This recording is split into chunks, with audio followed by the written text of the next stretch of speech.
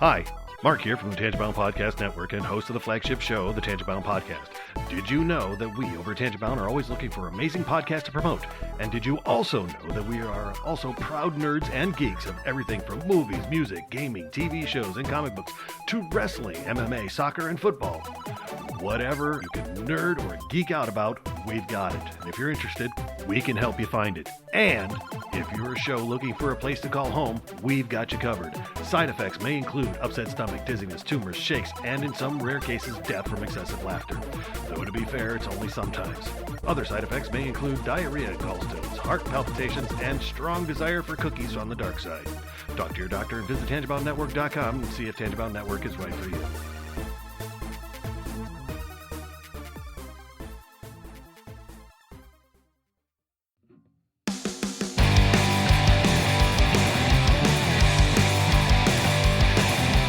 Life sucks to the last drop. Are you gonna blow your head off? Take good aim and don't forget to duck. Life sucks every Monday and all the way to Sunday, but I wouldn't have it any other way. I don't care how you're doing, what's up or how's it hanging. I'd like to buy this world one last drink. Life sucks all of the time, so stick it up your sunshine, and then you'll see the clouds every day. And then you'll see the clouds every day. And then you'll see the clouds every day.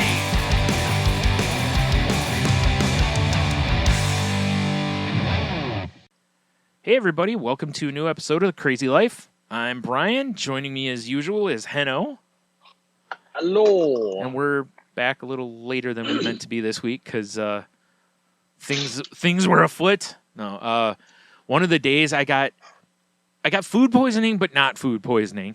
It's like I got to the doorway of food poisoning, but I never fully, because we had you went a knocking. Yeah, pretty close. We had some Hello? BLTs, and later that night I was like, I'm going to make another one. And I was like, there's only like 2 pieces of bacon.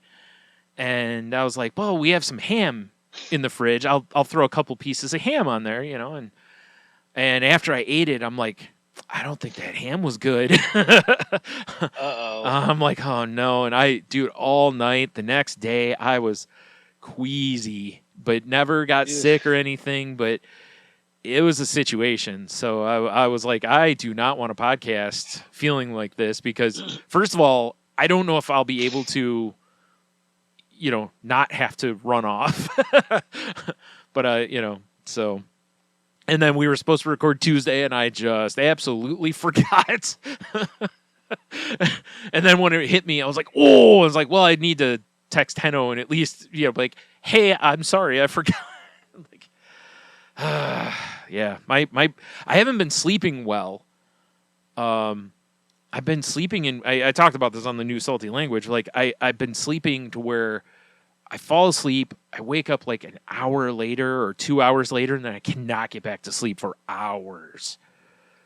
And then I'll sleep, then I'll do it kind of again where I'll wake up like 2 hours later and then kind of sort of fall back asleep. And, so in the end, I'm getting 8 hours, but when I get out of bed, I'm like, I feel like it's like when you black out, it's like you could black out and sleep for a while, but when you wake up, you feel like trash. Like you don't feel rested, and all that. That's kind of how I feel when I'm waking up. And it's like, this stinks, because it leads to having no energy through the day and all that kind of stuff. Yeah. And oh man, it's my sleep's just been a real mess the last week and a half, probably. So, and even there's been some nights where I'm like, I'm sitting there watching TV and I'm just start nodding out. And I'm like, okay, turn TV off, lay down, like lean into it, right? 2 hours later, boom, fresh as a daisy. Oh, and I'm like, man, I was like, thought I was tired enough that this was going to be like 4 or 5 hours later. I'd wake up and be like, okay, we got a good, at least a good base of sleep here. No, Nope. right out. So yeah, it's that's really stunk because, that makes it to where you don't have any energy to do anything. And that leans into my depression, because now I'm not getting out of bed. My mom's been worried because, she's probably felt like and I keep telling her, I'm like, I'm okay. Like, it's not depression. Yeah. It's just I can't sleep. And it's not like racing thoughts. Normally, that's what keeps me from sleeping is, I just can't shut my brain down. And it isn't even that. Like, I'm sitting there and I'm like, I'm calm. I'm not really thinking on any topic or anything like that. And it's like, I just cannot go to sleep. It's like I'm hyped, but I'm not. Like I said, I don't feel anxious. I don't feel anything. And it's like, it's annoying, it's like, I just want to sleep. I won't. I know I've tried listening to music. I've tried meditating. I tried reading, and it's like the only thing I can think of is just insomnia is just rearing its ugly head back, and I've for a while not had a lot of issue with it to where sometimes it's a little hard to get to sleep, but it's not really insomnia. It's more, I got to slow my brain down a little bit or distract myself. If I play like a word game on my phone or a puzzle game kind of thing, where you really kind of get your brain out of that funk a lot of times, then I can go to sleep. But that's not even working now. So it's like, I don't know what to do aside from hitting myself in the head with a frying pan or something, Like, see if but knowing me, an hour and a half later, I'd be like, all right, let's go. Like, right back up. Like today, I fell asleep at probably about, 7 or 8 this morning. And I slept until noon. So I got a few hours in, and I was like, okay, I got up, I had to go to the bathroom, get back into bed. I'm still tired. I'm like, okay, don't pick up the phone. Don't do any of that garbage. Just right back to sleep. Laid there. And I'm like, because then the brain starts racing. Now it starts to think about dumb things. And not even bad things, just dumb things like, oh, I should do this today. And then, while I'm doing that, I should put, and now I've gone down this just tree of wackiness that, and now it's like, I'm not going back to sleep. So, I was like, well, we need to go to the grocery store. So I was like, might as well just get up and go, lean into that. And hopefully tonight I'll be tired again. And maybe eventually this will work itself out. That's usually what happens, but this time, usually it takes about a week and I'm fine. And now it's taking longer. So, yeah, not a fan though. I'll tell you that. So how you been? Man, I can get into more, but I figure we'll toss it around a little bit. Yeah, see when I last left our dear listeners, I was facing one root canal and a jury duty. Oh yeah, yeah, right. The jury and my birthday, right? And the worst of the three things, right? Yeah, all three at the same time. So the case got vacated, so I didn't have to worry about that. Okay. Went into my local endodontics office, and they do the cone scan usually. Yeah. So it's like a CT scan for your head. Mm-hmm. And he comes over to do the cold tests. Oh, the best part, the night before I'm going to have the root canal was the first time I woke up in massive pain. Oh, geez. Like I woke up and I was like, oh, wow. And I think I forgot, because I've basically been taking like a leave every 12 hours. Mm. And I hadn't taken one. Oh, okay. And so and so I popped a couple and some aspirin to get back to sleep. And so when I got in there, he's like doing the cold test on my teeth. He's like, you're really not really reacting on the teeth. I'm like, oh, I woke up in pain last night, and I took some stuff, and I'm still, I'm probably still not feeling. It's probably still working. He goes, yeah. Right. So then he goes to my front teeth. He goes, do you feel cold there? I'm like, yeah. He's like, do you feel cold over on this one next to it? I'm like, no. He goes, you feel cold here? I'm like, yeah. He's like, yeah, I think one of your front teeth is dead. I'm like, really? And here's the funny part. The minute he said it, I could feel it. Of course, right? The placebo effect, like if you think about it, it's right there. Yeah, he's like, because he's like, oh, I gotta, I can never get numbed enough in when they think it's supposed to happen. Ah, okay. And like they hit me all the time with a good solid 2 to 3 shots and wherever it is. Yeah. And it ain't happening, And so he went in to start drilling and he's like, and I just put my hand up and he's like, okay, let me give you one more and let's just wait a little while. He's like, if you want to go, use the restroom, go ahead. So as I'm going to the restroom, I can totally now all I can do is feel how that front tooth feels different. And I was just laughing how I got back in and with the dental tech. I'm like, it's like confirmation bias, placebo. I cannot not think about it now. And then, so he's like, yeah, you probably want to get that scheduled too. And I'm like, well, geez, at the beginning of April, I've got 2 crowns I need to have done. And so I didn't know this. Their main office is actually in Idaho Falls, which is like 2.5 hours away.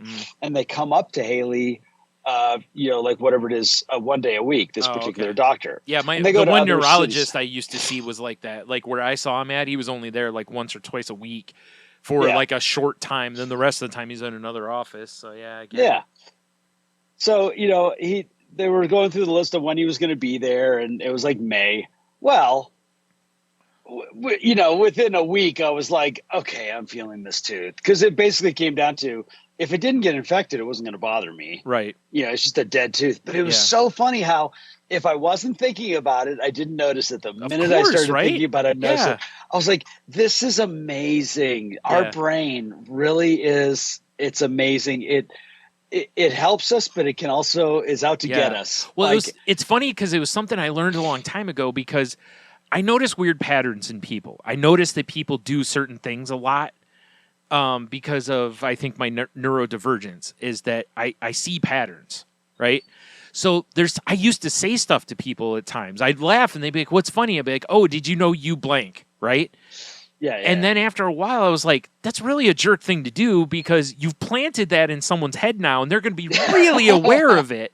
So I try not to do it as much now, but I would just say it to people because I didn't think about the other side of it, right? I'm thinking of more along the lines of, oh, it's just kind of funny that when you blank, you tap your ear 3 times or whatever, and next thing you know, they're fighting to not touch their ear or whatever, That'd be like telling me, hey, when you're nervous, you shake your knee kind of a thing. And I'm like, now I'm going to really pay attention and try not to. Yeah. Right. So yeah. So I went through a weekend and on Monday I'm like, oh, I'm not going to be able to wait. So I call up their office and they're like, actually, we had a cancellation tomorrow. I'm like, awesome. Nice. And then she calls me back a half an hour later. She's like, oh, that wasn't in Haley. It's actually in Idaho Falls. And I'm like, when's the next Haley? And she's like, April 8th. And I'm like, I'll go to Idaho Falls. Yeah. It's like, can I wait? Do I want to wait? And I don't. Yeah. I've already been through that. I've lived through that pain for a weekend for my first root canal. I'm like, nope. So it's so funny. So this is I drive all the way to. I get up really early. I head over there.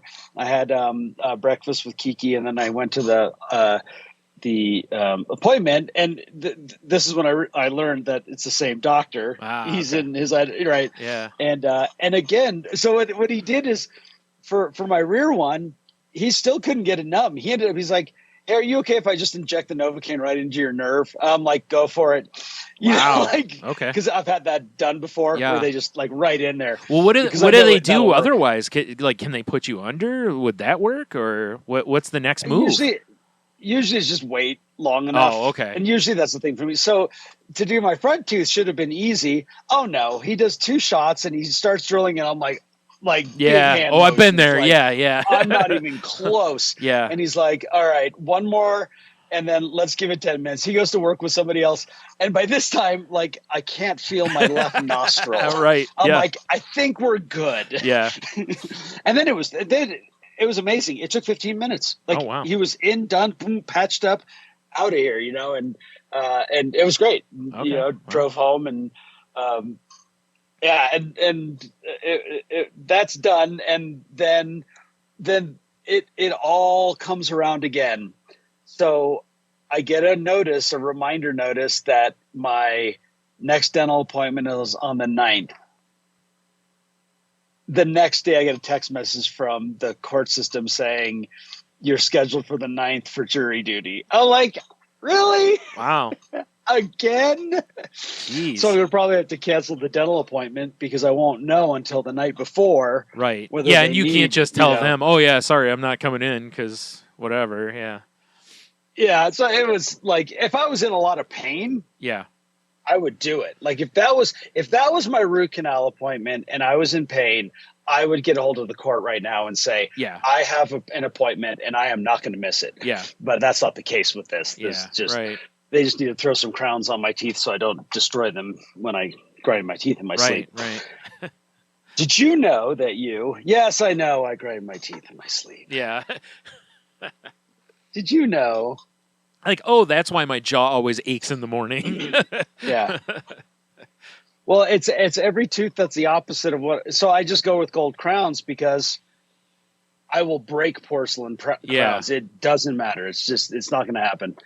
And so I get gold ones. Well, what does that mean? The tooth on the other side of it Yeah. is probably going to get jacked up. Right, because of the 'cause I'm gold. just Right. a little tough. Yeah. Yep. Yeah, you're grinding it against gold. Yeah.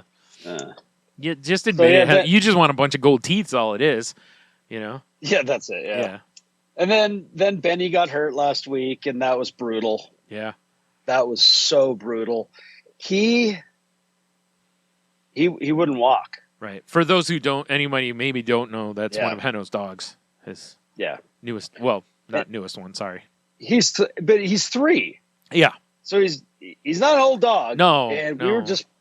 we were just playing, and he just suddenly had that like that look on his face. Like I thought it was because he nipped me a little bit, and all of a sudden he started panicking.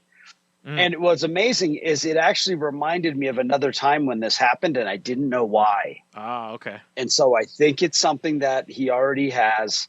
And I remember this one time that we were playing and he suddenly panicked and he was not himself for like 2 days.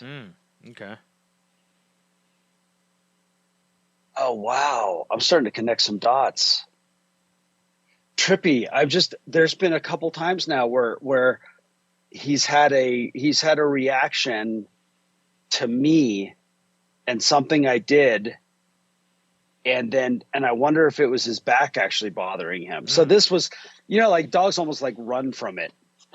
And then he seemed okay. But then the next day, like the next morning, he wouldn't jump up on my bed. And when he did, his legs were shaking. Oh, like jeez. shaking fast. And I'm like, and he was breathing really shallow. I'm like, okay, something's wrong. Yeah. But we didn't know it. Like Sharon had given him this bone the night before, and he tends to not eat them slow enough, eats them too fast. So it's like, does he have a blockage? Is it his, what is it? I'm touching him everywhere. He's not yipping. So I got him on the trail near the vet office, and he started to climb up the snowbank, and his legs were so shaky and wobbly. He started to walk because he wanted, and then he just turned and plopped himself down in the snow. And he's like, that's it. I'm not moving. And so I took him right to the vet. I was lucky. I got there right when they were having a lunch break. And my main thing is because I had some drugs left over for him. Mm-hmm. And so I knew I could make it through the weekend. Yeah. But I couldn't remember what was what. I knew what the Rimadyl was, which is just basically Advil. But I had another thing. It was for Bogart, and I just didn't want to give it to Betty until I got seen. And like when she brought him back, so when I went to go pick him up on the trail, I grabbed his hips, and he just yipped and snapped at me. And then she was working on his back. She got to his hips, and he kind of reacted. And like I told her, I said, I just want to make sure that I have enough drugs to get through the weekend because we don't have emergency services. And so she told me to give him the things that I already had at home, which is great. Right. She gave me just extra prescriptions, and then it just got worse, and it just got worse. And the one, like I was in Boise and I came back the next morning, and what the amazing thing that happened was, I took him outside. And it's cold. I mean, it's like 25 degrees. Yeah, right. And he just he just plops himself down by the tree and doesn't move. He won't even come walk to me or anything.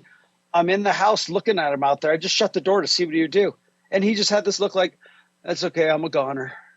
Jeez. Like, it's all over. Yeah, right. Like, seriously, that's what it looked like. Wow. It was like this just stoic acceptance of, I can't walk anymore. Yeah. And in Yeah. the meantime, Sharon's looking at French bulldogs have a degenerative disease that will take out they will never be able to walk. Right. And they do various things for them. But I've followed Instagram Frenchies who within a few months just aren't walking. Oh, wow. Like at all. Yeah. And it's just horrible to see.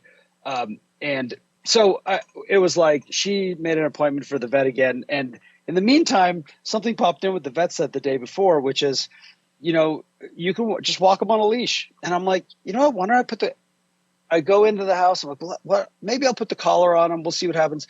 Gizmo, Sharon says, I'm going to take Gizmo for a walk. Benny heard the collars going on and he popped up. And I'm like, all right, maybe there's something to this. I put the collar around him, put the leash on him, carried him down the stairs, put him down. He didn't want to really go anywhere, but we kind of walked for a little ways. And then we're kind of sitting in the front yard of my neighbor's house. And he all of a sudden just turns and starts trucking to the school. Boop, boop, boop, boop, boop. He's just moving, brisk walk. And I'm like, this is the I got to drop a deuce walk. Yeah. And sure enough, we got to the school. I unhooked the leash and he went right, did his business. No pain, no nothing. I'm like, okay, it's not gastrointestinal. Yeah. We had an appointment. I'm like, and he can walk. I know Right. he can walk. Yeah. Right. So, right. So at that point now I'm like, now you're just being stubborn. Yeah. But I went to go see, I got to see one of the doctors that's seen Benny his whole life. And he laid it out, he tends to overshare too much, but we got x-rays and you can clearly see he's got some vertebrae where the gap is just really close. Oh, okay. It's like my neck. I've got these three vertebrae that were from whiplash where it started to grow bone. Yeah. And if I don't go see the chiropractor and keep it nice and adjusted and loose, it pinches a nerve and I start losing feeling in my arm. And that's basically, I think, what happened to him. He responded really well to the nerve blocks. And this is like, I'm building ramps all over the house. We're buying all the ramps. Sharon's doing a deep dive, which is both depressing and, inspirational in that she's seeing all the ways that we can keep him from being hurt. Yeah. But then he just feels better. And this is the thing with freaking dogs that drives me nuts. Yeah. Like the doc is like, let's keep him crate rest for a week. He's not on any drugs anymore. Yeah. And he is ready to go. And I'm like, this is how it happens. Like Sharon had him at her work today. He sees snow. He wants to go into it. Snow's the worst because he can post hole down. Yeah. Yeah. It was amazing. Huh. So that was really a bummer. And in the middle of all this, I got our first gig is this weekend with a new band. And so it's just a lot of work for me to learn the music but when we get together and play, it feels great. We're ready. It's a tiny little bar. I mean, this is perfect.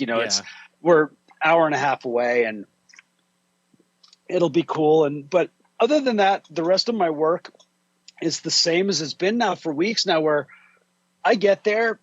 It's not easy. The days go by. I have a lot to do. There's things that, give me a little anxiety, a little stress, but overall everything's really good. Yeah. And it's so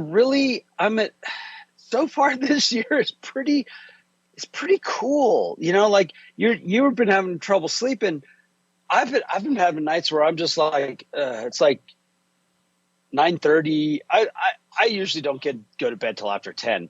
And I'm like, yeah, I'm kind of ready. And just head hits the pillow and I'm like, got the phone in my hand. I'm like, yeah, I'm putting that away. Set the alarm for 5:30 in the morning and out. And I feel like I continue to feel like I'm in the right space. Like I'm handling things the right way. I had a thing that happened at work last week that really, and if we get to the topic today, it'll tie into that, where I was really upset and I still kept it in and was like, no, there's no reason to blow this up. Yeah. And then I got more information that didn't help. And now this was actually a failure on everybody's part. And it has to do with the fact that I'm off of work on Fridays. And we had a real issue with our water system. Like, there was something happening with our water system that was not good. And it had to do with our water softener. Now, it's nothing hazardous, but the little filter media inside the water softener was found in the water. Oh, okay. That's that weird. we don't soften. Okay. And I'm like, I shut the thing down, I bypassed it, and it was at the end of the day. And so I quickly made up a report. I went door to door, knocked on everyone's door to talk to them and say, we'll come by tomorrow. We'll test the water to see if we bought these filters, just filter bags, so I could just run the water. We knew what to look for, so we could find out if it affected a unit or didn't affect a unit. And I went everywhere and talked to everybody. And when I got to work on Monday, there was mixed response about what everybody found. And it wasn't until Tuesday morning that I found out that nobody went to any of the units on Friday and followed up. Oh, geez. Wow. And I lost it. Yeah. I'm like, I lost it. Yeah. And I was in my little facilities office, and I'm talking to two guys, and I looked at them and said, it's not your fault that this didn't happen. It's management's fault. It's because it's not the problem. I mean, even though I had the whole team powwow, this is what we're going to do, blah, blah, blah. Somebody has to be the supervisor. Right. And I told them, I said, I'm not blaming you guys for this. But when they said we didn't go to any units, I'm like, okay. And I got up and I walked into our office and I just spoke indirectly to everybody. Yeah. And I'm just like, I'm just so disappointed. I'm like this. I went door to door and told people not to drink their water. Right. And that we're Until going to we could follow check up. it. Yeah. And nobody went there. And the general managers just said, I thought. And I was like, you don't think, you know. Yeah. And I didn't, that I didn't say that to him because Yeah. I didn't want to, I didn't want to make it about any one person. Right. This was us as a team. Yeah. It really And is, like you're describing it. It is a group failure, but like you said, there does need to be somebody running point, I mean, we all know where the buck stops. Yeah. And I think I made my point in regard. And what I ended with is this makes me feel like I need to be here Monday through Friday. Yeah. Yep. Because that's the problem. And I said on Fridays, anything that I set up on Thursday doesn't get done on Friday. Yeah. It doesn't, things don't happen. And so I really, and I just looked at everyone and said, and I'm done with my rant and I'm going to go break some ice right now. and I went down, and as I was walking with my shovel and pick down to the north end of the property that was like covered in ice, I had my moment of grousing in my head, but I went out there, I did my thing, and I went back and I had my work day, and I was just me. Yeah. And it felt good to say, all right, this, like, I felt good with, I didn't feel bad about what I did, and I didn't feel any shame. I didn't Right. feel any embarrassment. And sure, somebody could tell me you could have handled it differently. Yeah. But I don't care, because I feel like this was the time when it comes to people's safety Yeah. and their Yeah. water. Yes. Yeah. that This is a hill somebody that needs to feels say something. you may not have to die on the hill, but I feel like you kind of got to draw some attention to the hill, for sure. Yeah. Yeah. And then to let it go and just get back to work and just move with the flow. It's like, said what I needed to say. And it's like, okay, the tools that have been shown me on how to get through my day are still working. Right. And it feels right. Today before I left, I had an email, and I wrote this whole email out, and it was snarky, bordering on a little pointy, tepid. Like it was, and I just sat and went, I think I'm going to go walk and look at something first. And as I'm walking, I'm like, I want to send this, but I don't think I should. Yeah. And by the time I came back, it had become good natured with a little bit of humor, but to the point, like, can you help me with this? Because this is a problem. And I got a response back immediately. And he's like, Henno, I'm on it. Stay tuned, and I'm like, thank you, Ryan. Yeah. And it just, again, it felt good to be like, yes, okay, you don't have to react. I can act. Yeah. Well, and you also you don't have to attack either, and that's a huge thing. Like you said, with the other part, it's like by not walking in the office and being like, and you, and like, then you're more likely to get people's attention, and especially if you keep it about, like you said, the key thing in there, right? It's like anytime they talk about, you hear people talk about talking with others, it's don't attack them. Keep it in how you feel, how it makes you feel, how you, that was it. And make it about you, not them. I kept saying, I feel sad. I feel disappointed. Right. And the other part is, and this is, I'm going to hand it off to you, and then hopefully we can bring up this topic, is the 6 words to prevent passive aggressiveness. Right. Attack the problem, not the person. Right. And since I've read that, it has had a profound impact on me. Yeah. Where it's like, we attack the problem, we fix the problem, and who did it, it really doesn't matter. Yeah.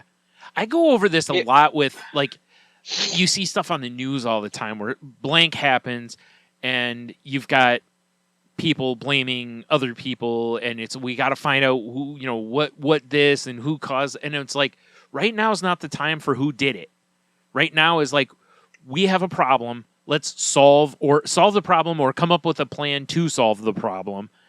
We can worry about the who done it later, and assess blame and figure all that stuff out. But we don't have to do that right now. Right now, the big problem is, like what happened with the that ship that hit the bridge, right? It's like, yes, we need to eventually investigate everything involved to find out, is this preventable in the future? But right away, it's more about, like, can you find the people that were on the bridge? Can you, are the people that were on the ship safe, or dealing with that situation, getting that ship out of that area because it was literally stuck there by debris and such, like getting stuff like that through, making sure the area is clear for other ships that need to come through eventually. It's like, you need action here, not worrying about who did it. Like I said, that comes. There'll be a thorough investigation. They'll look into blah, blah, blah. But it's like, you don't have to immediately put all the resources and effort into that, because that isn't going to help anyone right now. It can help people in the future, but it won't help anyone right now. And there's problems that need addressing now. So like that, it's more important to do that. And it's okay, like, you don't ever have to walk into that room and, like I said, be like, you did this, and you didn't do this, you didn't do this, I do this, and then it's like, oh, here comes Henno thinking he's greater than everybody else again, right? That's how it reads, even though it's not what you're meaning, but that's how it reads. What I was really happy about is, over the last, this week, everything got solved. Right. Everything got taken care of, and everybody stepped up. Yeah. And and that's all. That's all that needed to happen from the beginning. When you dress down essentially everybody, without singling out everyone, I think a lot of people kind of, like I said, people tend to receive it better because they don't feel as attacked. Unless you're super snarky about it, then yeah. But I also think that it is a good thing to, more often than not, is not to lose your cool. Yeah. Is not to go getting all flustered. It is better to let stuff roll off. It is better to fight, turn the situation into a comedy than Yeah. a horror movie, because when it has to be a full-on pull out the guns action movie, people listen. It lands. Exactly. Yep. And so, like you said, pick and choose those battles. Yeah. Die on the hill when it's worth dying Right. on the hill. I was in the grocery store Yeah. today, and there was a guy and his wife that were. It was one of those situations where both sides were just, no matter what he said, she took it personal, and vice versa. Like whatever she said, and you could tell it was just escalation, and it was like, and I'm sitting there going, man, this is a bad scene. Instead of both of you basically going, you know what, let's maybe just let's not talk unless it's about something we have to do here. Let's both cool down, kind of a thing, because it's like, like you said, if you go into that room and you just start screaming at people, you escalate that significantly. And the first time you escalate something like that, whenever a person is accused of something, our natural reaction is to become defensive, and match energy, basically. Yeah. So if you come in and yell at me, I'm likely to start yelling at you. When you start yelling at people back and forth, nobody's going to be listening at some point. And it's like, you're not going to get as much accomplished as if you can actually, like you said, let some of it roll off of you. Address what actually needs to be addressed. Don't just start blowing up at people. Plus, when you blow up, it's much easier to say something that's a little across the line, or unnecessary, those kind of things. So it's, like you said a minute ago, it's like, pick your hills, and, is this one I need to die on, or is there a better way of handling this? And, because it's not about being right. It's not about winning. It's about let's get it's the about team. a solution. Yeah, let's get the That's team on board about here. solution. Yeah, exactly. It's solution based instead of, like I said, that way it doesn't read like, oh great, here's Heno to tell us how he's better than everybody again. Like that kind of stuff. Because that does read that way. I've been in rooms that way where somebody does that. They yell all the time, and you're like, okay, tell me how much I suck. Eventually, I quit listening to you. And the old passive aggressive me would have written an email. Yeah. A really long email. I would have internalized everything, made it about like, why doesn't anybody listen to me? Yeah. And I wrote this long email to the general manager, and then gone around to every single employee and talked behind people's backs. Right. And that's the truth. Yeah. That's who I was. Yeah. And that's why, for me, these are big wins. Yeah, because, it is a big win. It's funny as adults, it is so hard sometimes to not be petty. It's just everything in you, and you're like, I really want to, and you really have to fight it sometimes. But usually, we're pretty glad that we weren't afterwards. Like when you get that ability to take a step back and really assess it, it's like, because when somebody else is petty to you, you're just like, what a jerk. It's just people just trying to character assassinate each other. Yeah. So what does that accomplish? Yeah. It just builds horrible tension. We went on with our work week, and guess what? Everything got done, and I was happy to say, hey, have a good weekend.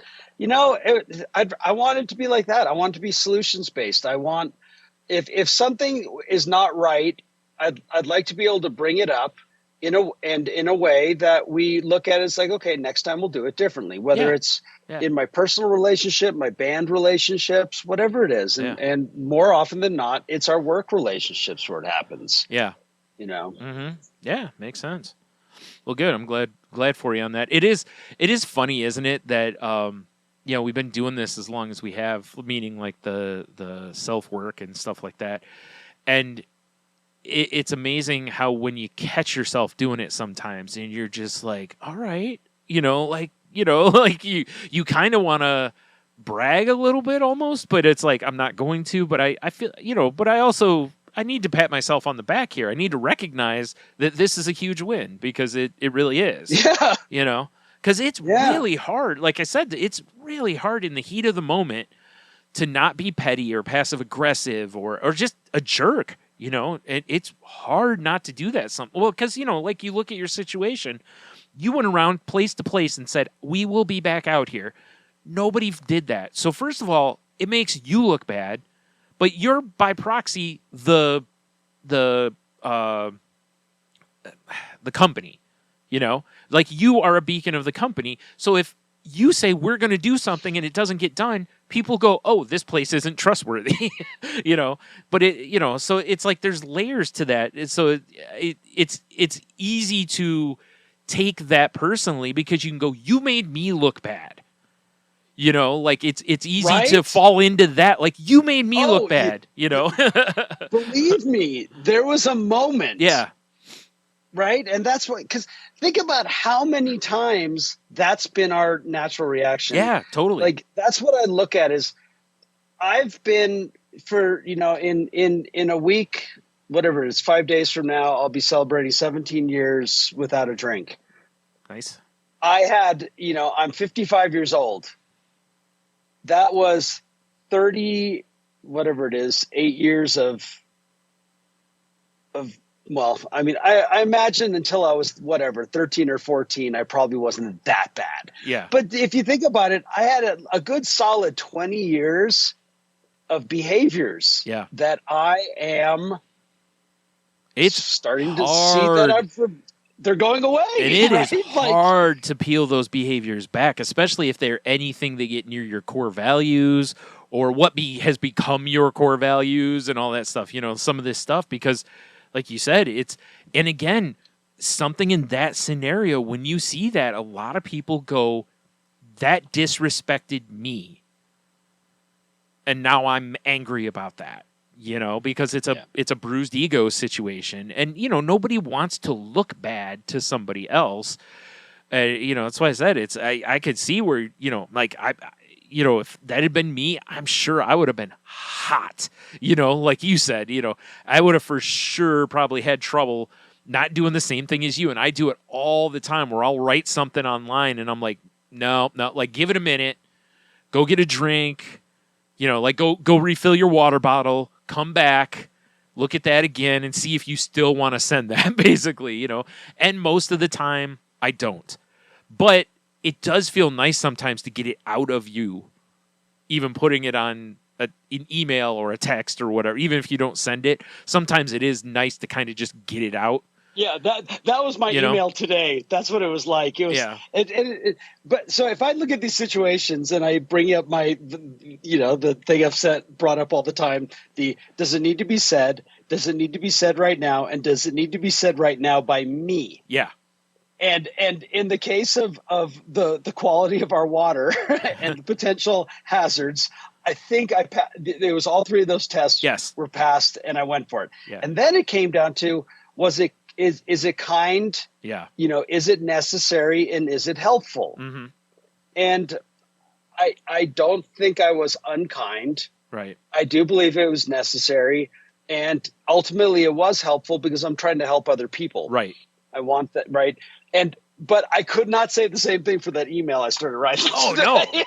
That's what I said. I was like, okay, dude, you're just being snarky. Oh, yeah. Because it came down to this.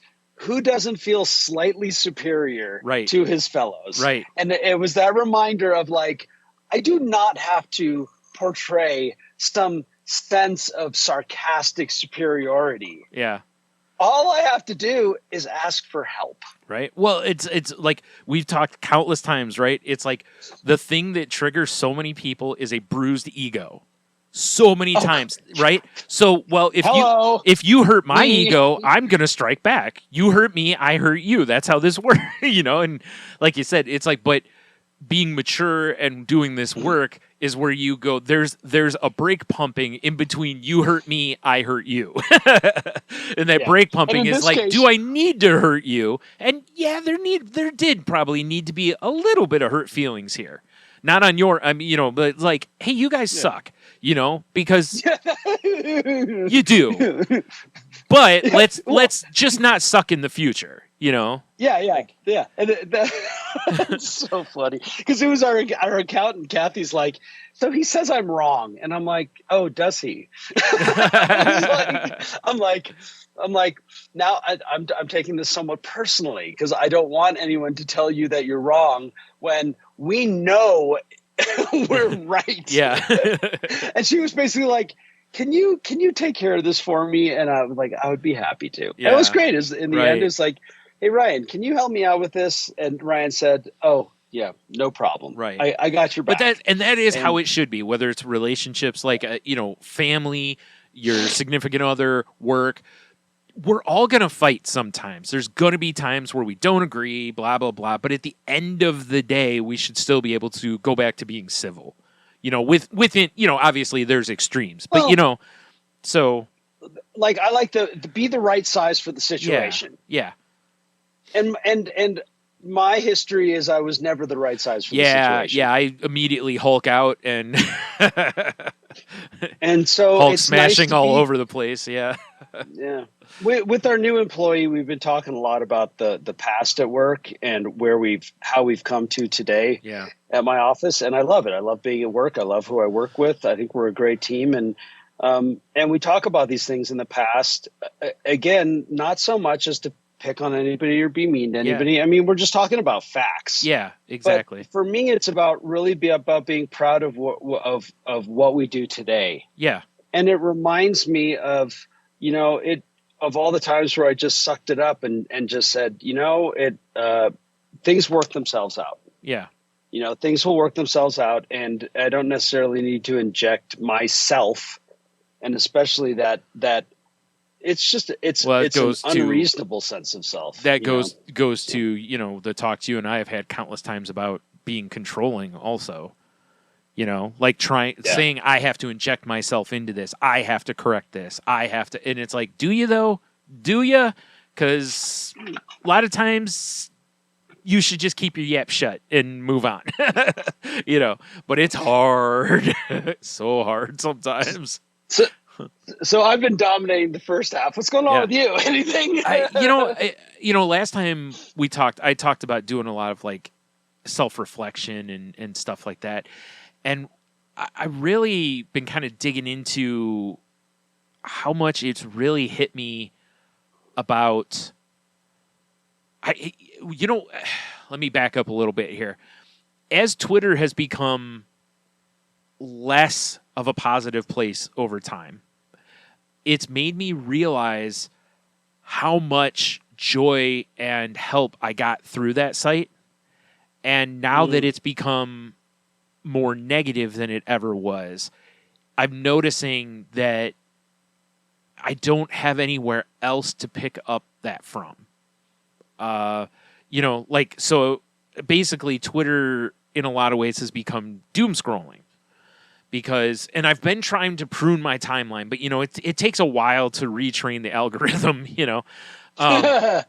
especially when I've been using Twitter for 15 years, Yeah. So I've been pruning overt politics off of my thing, negativity, like the people who just gripe about how awful Twitter is. I've just been like, nah, I'm done with this. Like, I don't have the energy for this, and it helps, but yeah, you can block people, but then people will retweet them into the timeline and you still see stuff from them, right?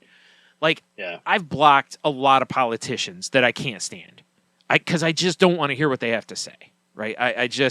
Because I'm never going to agree with it, and I understand that. And that's not about a party politics situation. It's just I've muted people and blocked people on both sides of the aisle. This is not just a Republican or a Democrat thing. This is, if you're an extremist of any kind, I've been blocking you, right? Whether it's political or whatever. I've been just kind of trying to move on. So anyway, I'm trying to make it a more positive space. It's easier with like Blue Sky because Blue Sky is newer, so I can very carefully craft my algorithm, and only go for people that bring me some sort of joy or knowledge or something to that effect, right? And what I'm finding is it's like, I hadn't thought about this before, but what's basically happening, instead of being long-winded, is I'm more isolated. Like, that's the long and short of it. Oh yeah. Okay, because I got You a know lot what? of You're right social. because you used to share a lot more about like the groups that you hung out in and Yeah, Twitter and and there's not many anymore. There's only like 3 that I'm in that are active. And I used to be in, I mean, at one point I was in like 25 or something like that. And I scaled that wow. down because a lot of those were not like all the time active. You know, it was like people would post sporadically. But a lot of that has gone by the wayside because there's been a lot of people who have left. And I mean, there's people that I look at and I go, wow, I follow them. We follow each other on like Instagram and Twitter and Threads and Blue Sky or whatever. And I'm looking going, they haven't posted in months. And it's like, this sucks. This is somebody I really liked. And I think they've been chased off of social media by this negativity that people are really putting out there. And, you know, as we gear into a political season, it's just going to get way worse, you know, over the next few, well, not few months, the next year, basically. But I hadn't thought about this as much the other day, but it, you know, I think I talked last time about how not driving kind of has its effect on my isolation. And Twitter, I don't want to say Twitter's demise because the site's still around. There's still a lot of activity and stuff on it. But a lot of the people that I used to talk with and interact with are gone. They're not on the platform anymore. They've left. Some of them I talk to on other platforms, but there's quite a few that are just gone. And it makes me really sad because those people are people that I valued and poof, you know, they just go. And, you know, I'm not actively, you know, if you have a significant other, you have someone to go do things and experience things with. You know, I don't. You know, there's nobody that I'm going out and just even mundane stuff. Like there's, you know, we do the podcasts. Tony and I game. You know, we've been trying to do that about once a week or so. You know, but we haven't really been hanging out as much because, you know, money's been tight on both sides. So it gets a little harder. And I know, you know, like I could just go hang at his house and stuff, but it's, you know, the idea is that I'm realizing like how many real life or not real life. I don't want to put it that way because I consider a lot of these people online actual friends because there's some of these people that are actual friends or have become actual friends, like your situation. You know, we met via podcasting and we've become friends. We've met in person, but also, you know, I consider you one of my closest friends. And I realized I don't have a lot of friends. Like I do, but I don't interact with them. And there's, you know, I don't want to go back to some people that have been in my life, but also it's like, I don't work. I don't go out and do a lot. So it's like, this is a problem. Like, I think this is something I've ignored for a long time. And I think Twitter really pointed it out to me how this is not good. You know, like it's not all bad either because I am a solitary kind of person. I very much can go long periods of time and not really, because, you know, a lot of times people just annoy me because of my various, you know, things. So there's times where I just don't have tolerance for people, but also when I do, it stinks that I'm not finding myself actively looking for interaction. I think that's really what it is. You know, you know, it's like, okay, so I'm becoming very isolated. So it's like, I need to schedule therapy again because I haven't been in a while. And I was like, ooh, this is something I can probably we can really kind of sink our teeth into here. Because like right now, realistically, if I try to get a job, I'm probably going to try to get a remote job. That's not really going to help a ton, you know, because I'd be working from home. So I have to try to figure out some way to put, I think, you know, like Jen always was talking about balance, you know, when she was on here. And I think this with Twitter has really made me realize how far out of whack the scale is. You know, it's significantly dipped one way. And it isn't that it can't be fixed or whatever, but also there's that element of, on one hand, I want to fix it, but on another hand, I kind of am like, it's fine. You know, like I don't like the idea that I'm accepting isolation And I haven't thought about this, but it's like, I want to make sure that I don't feel like I deserve isolation, because nobody really deserves, well, I'm sure there's, but in mass, generally people don't deserve isolation. It's horrible for us. So, this is something, now what's funny is I know I talked about not being able to sleep and blah, blah, blah. This has not been on my mind when I'm trying to sleep. This is like middle of the day thinking about this kind of stuff. Like really, I'm sitting here doing something and I'll be like, and I'll really kind of sit here and kind of comb in, my brain about it a little bit and be like, okay, this is something I need to put in my notes to talk to my therapist about, because I'm sure there's tools for help on this. And part of it's on me, Like I do need to get a hold of my in-town friends and be like, hey, let's go do something when possible. And I need to make sure I'm putting more effort into that.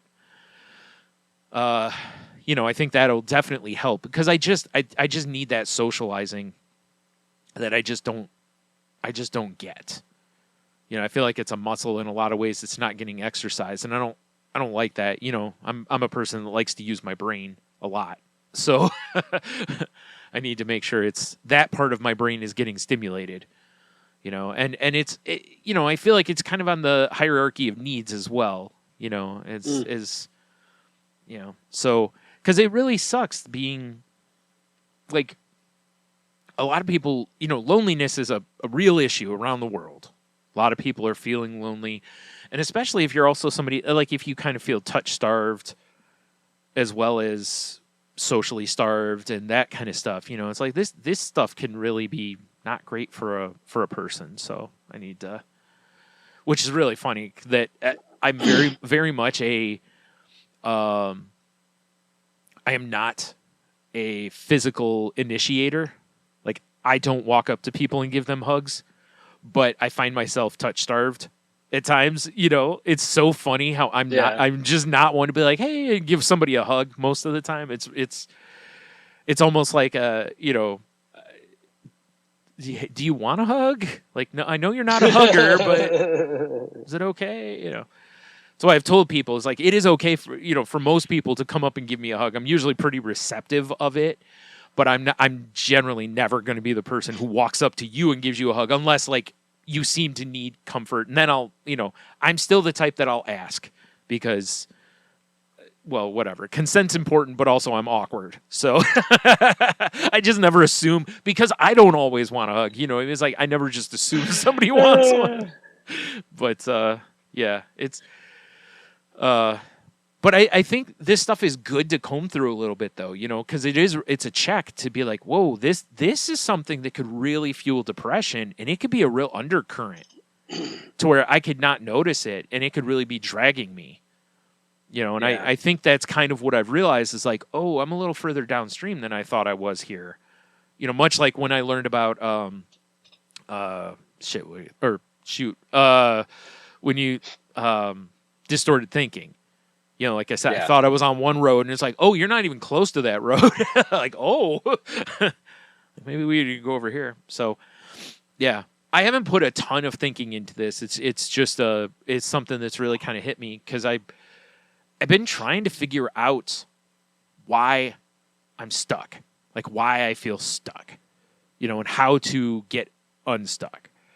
And I've read a bunch of stuff online, and none of the stuff that it reminds me almost before we started doing all this stuff, to where, you read stuff and you're like, okay, because a lot of that stuff, I'm like, that isn't it. Like that doesn't ring for me as though that's a cause or whatever. So, yeah, like I said, I'm trying to figure out a way to kind of get myself pushing forward again. Cause I think over the last few months, I think I've really kind of really locked the brakes on. I don't feel necessarily, in ways I feel like I've slid backwards, but I don't overall feel that way. But I definitely feel like I'm not moving my feet forward, like marching in place, which is, not all bad, but also not the direction. But it seems like it, as soon as you brought that up about the Twitter and the groups, it really did hit me that like, oh wow, we used to share some of the things that were happening Yeah. in some of these groups, and sometimes it was drama, sometimes it was just Yeah. funny, whatever it was, but it was clearly a part of it was like your daily Yeah. activities. It's and similar stuff. to people telling you stories from work. Yeah. Like when so-and-so at work, blah, blah, blah. And Yeah. you share that with your spouse, even though your spouse has no idea who you're talking about or whatever. And they're like, Yeah. oh, okay. Like that's great. Yeah. But it's just, and like I think to me, my impression has been is if you're treading water, you're at least way up there. That's what I'm right? saying. Like that's why I said it's not bad. It's just not. No, it's not bad. Yeah. Right. And it's that thing of like, okay, is it just because you're not having like deep dips and high rises? Is it, it just because everything's kind of on an even, Right. I don't know. That's a good question because that's really kind of what I'm feel getting like that too sometimes. Yeah. Where I'm like, I feel like nothing's really happening, but it's not bad. Right. Like, so is this the wrong place to be at, or do I need to be in that one where it's stressful, anxiety, joy and fun? Yeah. Like it's one extreme or the Right. where Well, it's like, really swinging. To get somewhere on a bus, at some point you got to stop. You got to wait at a bus station, right? Like, am I just waiting for the bus, basically, kind of situation? That's why I said it's like I don't see it as bad as far as some of it goes, but also it scares me a little bit because of how things have been on social media that I'm not gaining joy and socializing from a lot of it because the people, a lot of the people I valued highly are not around anymore. Like they've moved on or whatever, or we're just not, it's just not the same, right?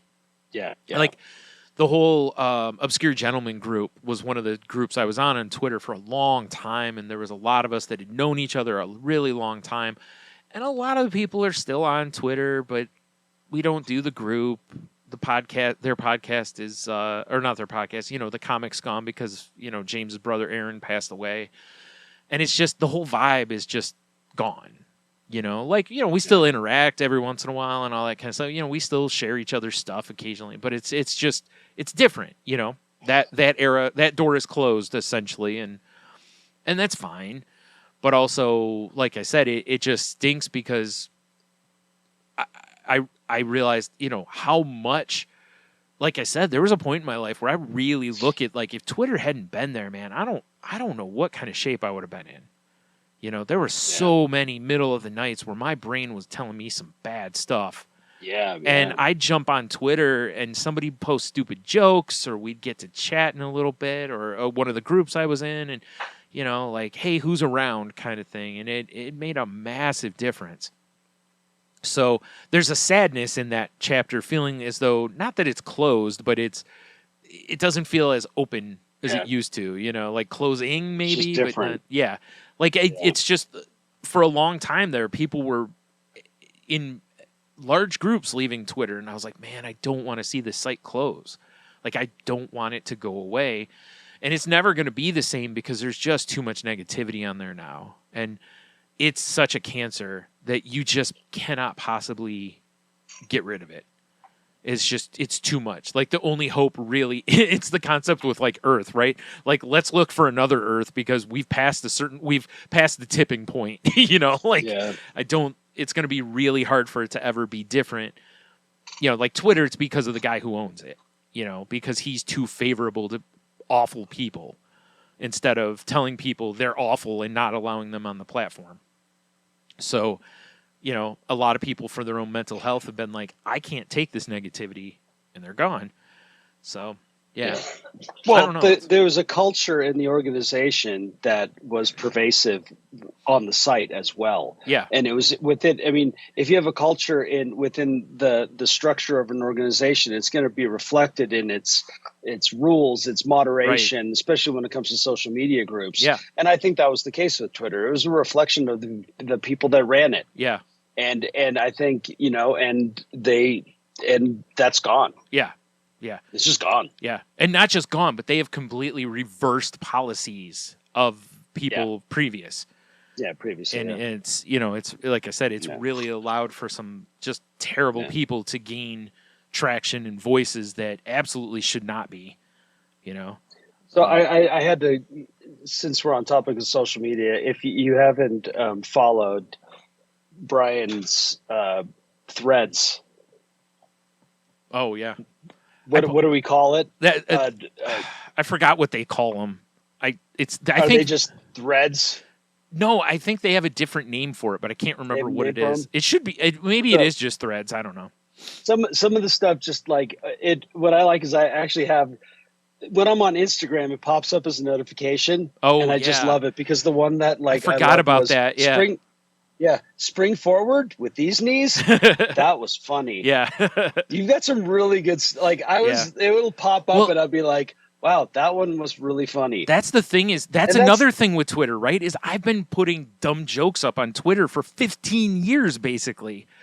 And it's like Yeah. I can download my whole archive, you know, but it's like there's so many things that I've written. Every once in a while someone will say something and I'll be like, "Oh, that reminds me of this." And then I'll look for you know, a tweet and then retweet it because I'll be like, "Oh man, I wrote this thing like, you know, 13 years ago." And a lot of them early on, I was tweeting to nobody. Like I mean, I don't have a ton of followers. I have like 5,000 followers, you know. But back then I probably had like, you know, less than 1,000. So I really was just tweeting into the void, you know. And then once I met I actually befriended a few people that were at very big accounts on Twitter with like hundreds of thousands of followers at the time. And that was before like the, you know, Justin Bieber and Taylor Swift having like a bajillion followers, you know. If you had 100,000 followers, you were like royalty on Twitter basically, you know. And I was in with these people and I used, you know, and they used to share stuff all the time. And it's like, there's so much stuff that I've written that I really like.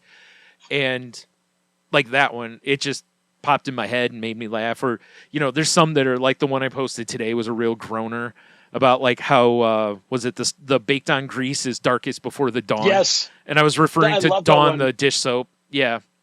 Yeah. Because we're doing a song. It's a Bob Dylan tune, and it has the line "darkest before the dawn." Yeah. And I'm thinking about slipping this into the song now because I think it'd be really funny. Yeah. Because You know, like the lyric is they say the darkest hour or whatever, you know, is they say the darkest hour is right before the dawn. Right. And now I'm going to change it to they say the baked on grease is darkest before the dawn. it's the truth, right? Yeah. And that's one of the things, you know, it started with me on Twitter was a lot of the stuff I posted was very, you know, making fun of my own depression a lot of times. And then it evolved into me just, you know, just doing those kind of things. And it's one of those things where I've always liked doing it because it's a creative outlet. Yeah, it's an outlet. You know, yeah. and now, you know, like I said, and now you don't get a lot of engagement on stuff anymore. Like people don't engage because there's such a culture of just not doing that now. That's why I said it's why a lot of people move to Blue Sky because Blue Sky is a lot of those old school Twitter people that were like, Gotcha. I just want to get jokes from this site, basically. I just want to write things and have fun with people. I don't want politics. I don't want all this other heavy stuff. And, you know, so I've been off and on trying to kind of, but you're starting over. At least Threads, you have your Instagram audience built in. You know, essentially on Blue Sky, it's starting from zero. You know, it's completely starting over, finding those people that, you know, there was a guy that I found on there the other day, and he's been gone from Twitter for a while. And I was like, oh, I just thought he was off social media. And it was like, cool, because I saw somebody else, whatever they call retweeting, you know. So, and I was like, oh, cool, and followed him, and he immediately followed me, you know. I don't know if he remembers me or not, but it was like, cool, he followed me back, you know, that means something on that site, you know, like, because like on Twitter, for the longest time, I would just, if someone followed me, I followed them back.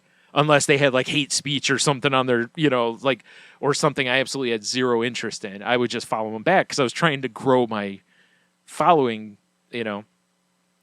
So yeah, I don't know. I don't know what the solution on this is, but it's just something I've been thinking about and whatever. And like I said, there's a sadness that hangs with it because it does feel like watching something you love die, basically. Yeah. Because it is, you know. Yeah. But we've been through it plenty of times before. You know, people felt this way when Facebook started taking over for MySpace, when MySpace took over for LiveJournal, you know, whatever the site was. Yeah. You know, when Tumblr decided it wasn't going to allow adult content, you know, and people were sad watching it die. Because there was a lot of positivity, sexual positivity on that site. You know, whereas a lot of other sites don't necessarily have that positivity and open-mindedness, you know. So anyways, what's the topic you got there? Let's do that. So we've already touched on it, and this was from an Inc.com article, and it really I was doing research on passive aggressive behavior and language, and because I'm trying to, years and years ago, I wanted to get out of doing sarcasm. Yeah. As a daily habit. And I'm really looking at is when am I using passive aggressive language? And when I found this, it was more than when I found this 6 words, it really resonated with me because I was able to look at the situations when I had actually done this, when I had attacked the person and not the problem. Yeah. And this article goes both into how to combat passive aggressive behavior in yourself, which is a lot easier than trying to combat it in others. Oh, 100%. Yeah. Right. But at workspaces, like when I look, there was another article I found that went into the statistics about passive aggressive behavior in workspaces, and it is not pretty. No, I'm sure it isn't. It's really not pretty. Right. I was like, wow. Like, I think that is probably the most common place where you're going to come face to face with passive aggressive behavior. Yeah. And then how do you correct it? And like one of the things I liked, it talked about when it comes to approaching other people about it is to be direct, but to always remember, attack the problem, not the person. Right. And the other one that I'm using a lot lately that it goes into is active communication. And it was like what you brought up, where you say, I felt hurt when this happened. Mm-hmm. That's active communication. Yeah. I don't like feeling pressured to do this. Whereas there are so many, examples of when you actually react passive aggressively versus directly. When you talk about your feelings, you are talking about the problem. Yeah. Because that's how you feel. Yeah. And it's not about the other person. And I thought this was a great article, we'll throw the link in the show notes, and it's actually a pretty brief article, and I don't think we need to, go through it all, but I stumbled upon one article first that made me laugh, but I think is actually really cool. And I was researching this whole idea of these 6 words, and it was great. It said 4 ways to avoid attacking people. 1, believe the best. There may be some people who are out to harm you, but most people aren't. They are sincerely doing what they believe is best for the future. Their vision just conflicts with yours and that of your team. If you have a habit of taking non-personal things personally, as I do, it can be easy to impute bad motives where none exists. If someone is threatening the vision I'm advancing, it may seem as if he or she is somehow against me. However, the more I'm able to believe the best about other people, especially people who disagree with me, the better the leader and person I become. It allows me to separate the person from the problem and attack the problem, not the person. I was like, wow, this is great advice. And as I went on, it said, so I've learned to think that someone who has a different understanding of the future is really imagining what they believe to be a better future. When I do that, not only do I take things as personally, I'm able to better see and address the issues. It also reminds me that I might be wrong, and that helps me keep a more humble attitude. Mm-hmm. It's like, okay, I like this writer. Plus, we share the same Savior, same faith, and ultimately the same heaven. So why wouldn't I treat people respectfully regardless of how they treat me? Jesus said something, and I was like, wait a minute. Yeah. I'm on a religious leadership page. And it was so funny how it took me a second Wow. to Yeah. connect the dots, and it just made me laugh. But what I loved about it is, like, because all of a sudden it's like, look, we have the same thing in common. We both share the same Lord, the Yeah. same Savior, right? And I Right. was like, Well, it makes what sense. am I reading? That's a good technique to diffuse the situation, is point out similarities. Right? Yeah. Like, And so hey, you and even I aren't though- that different. Yeah. And Yeah. then all of a sudden I realized that I'm like, okay, wow, this is a Christian, but, and this was the best, is like, for example, instead of saying, Josh, you and I completely disagree, and I'm not sure there's anything we can do about it. I just can't see it your way, and you can't see it my way. Mhm. Why not say something like this? Josh, I'm grateful we share a commitment to Christ as our Lord, and I'm thankful for what you're doing to help us advance our mission. I sense you're upset with the direction we're heading in. I just want you to know I understand that, and I hope we can discuss our differences. Okay. Right? It's the same concepts. Yeah. They're just doing it within their Christian fellowship. Yeah. And at first it made me laugh, but then I took a step back and I went, no, this is still worth reading. Yes. Right? Yeah. He's just sharing his experience Right. within the context of his religious denomination. Right. Right. Yeah. It's still good reading. But Yeah. I just had to bring up that whole fact of, like, when I started reading, I withdrew immediately. Sure. And it was Yep. like, well, wait a minute. Let's have an open mind. Yeah. If I can read the Inc. article that talks about passive aggressive, behavior within a business setting, why can't I read about someone discussing within their faith Yeah. the exact same situation? Yeah. You're I right, thought it was because great. really it's like, when you strip the armor off of it, it's like you Yeah. said, it's essentially saying the same It's the same thing. concepts. Yeah. They're just it applying actually it had- differently. It had great. So the four things. It was so funny. Was believe the best. I think that's great advice. Yeah. Empathize with your opponents. Yeah. Like that's what you brought up. Yep. Like get that connection. Yeah. Number 3 was wait a day. Yeah. That always works. That was me walking away from the Yep. keyboard this afternoon Yep. and coming back and having a lighthearted tone instead. And the last one is reply rationally. And it goes into about, basically being a keyboard cowboy. Yeah. That one's tough. And the only reason I say that's tough is because distorted thinking creeps in there and you think you're being rational sometimes. So there is that's why sometimes if you're going to send an email, it's good to have someone else read it. Yep. Or a text. Or pick up the phone. Yeah. Yeah, so Right? you can't Let's just misinterpret. make the phone call instead. Yeah. Because it's sure different. It's so much easier to sit behind that keyboard and fire off all the little stab in the back things, the little thing, if you recall, based on our last email, Yeah. passive aggressive Yeah. opening. It's like, okay, jerk. Yeah. Yeah. You're right. Right? To say all those little things, whereas if you talk face to face with somebody, things sure change. Yeah. Or even over the phone when you have that person's voice, and it is a lot different than sitting there planning out Oh, your yeah. your masterful response. Yeah. It's so true. Yeah. So yeah, it was at the end. It said the high road is the best road. Yeah. I agree. Yeah. I agree. The high road is a hard road, but it's the best road. Right. Yeah.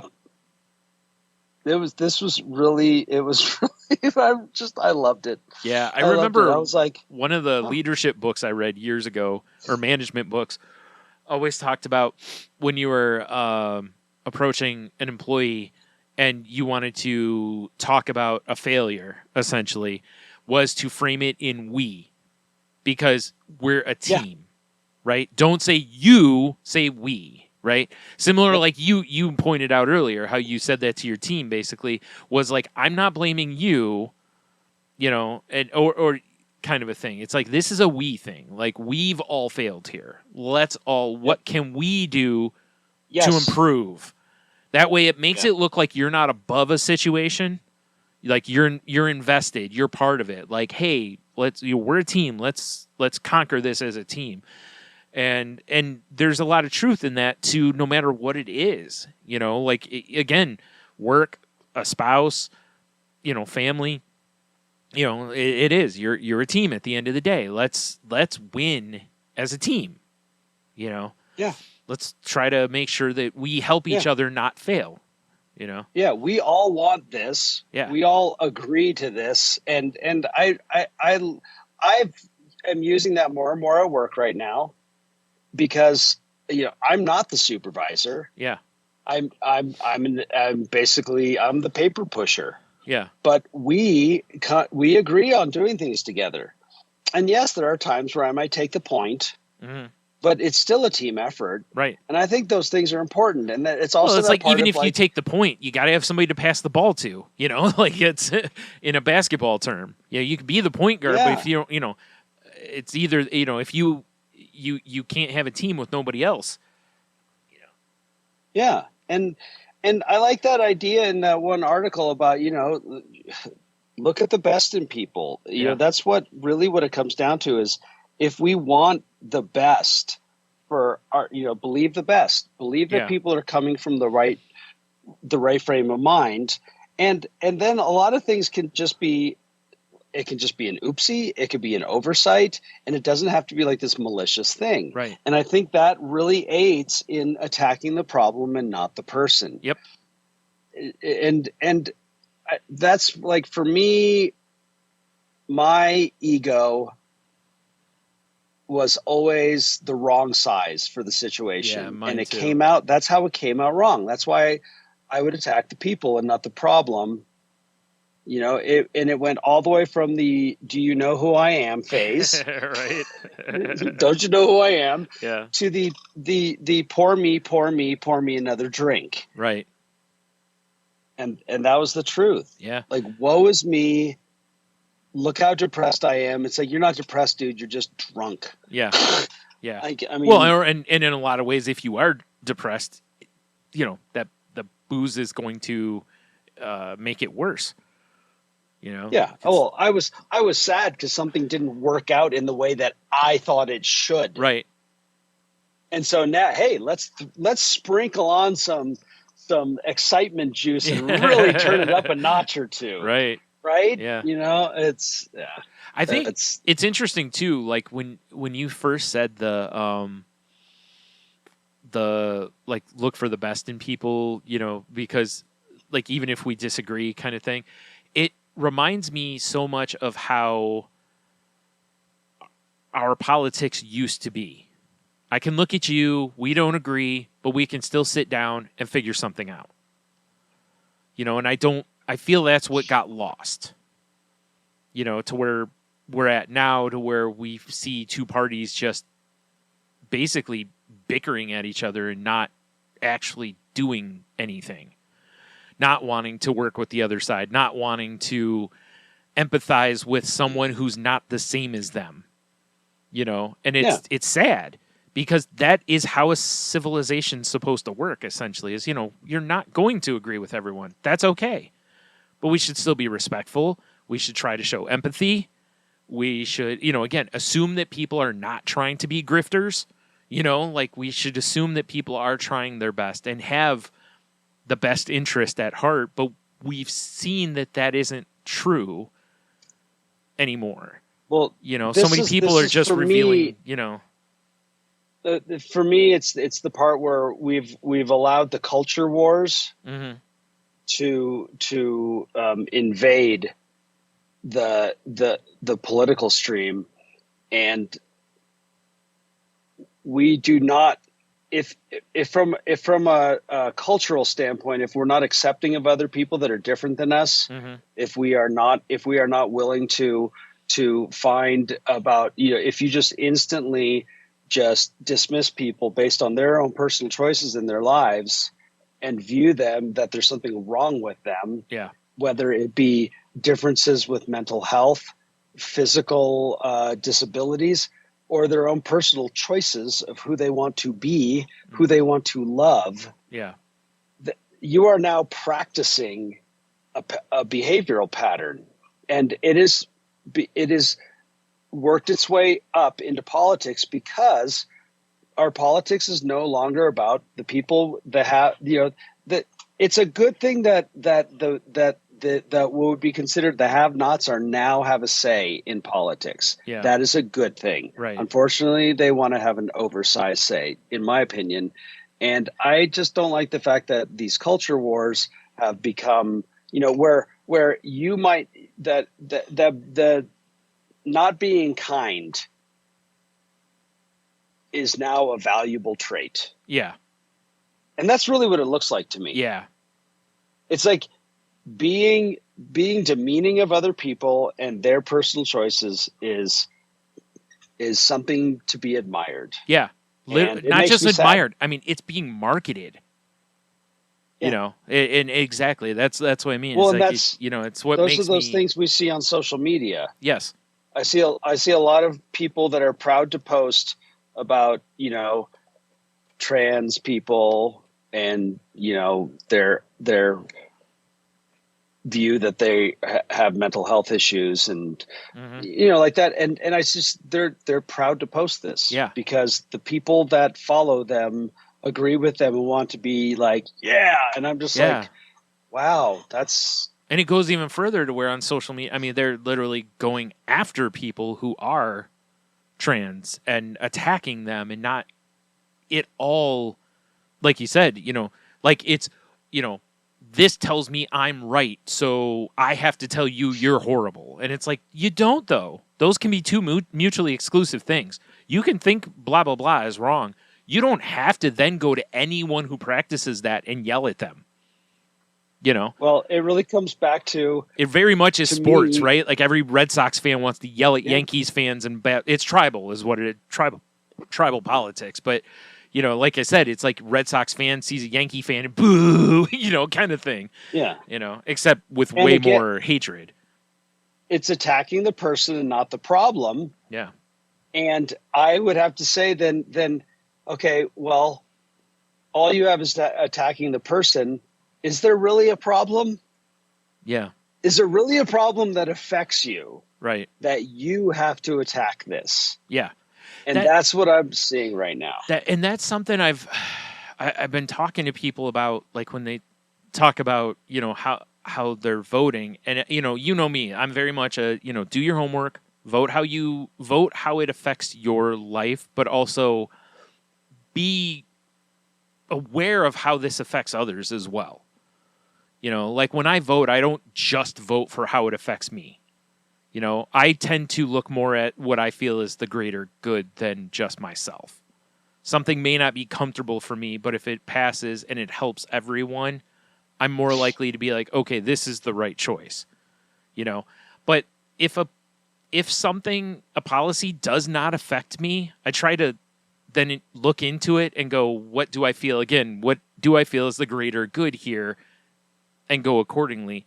And I think there's a lot of people that vote based on something that they feel strongly about, but actually does not affect them.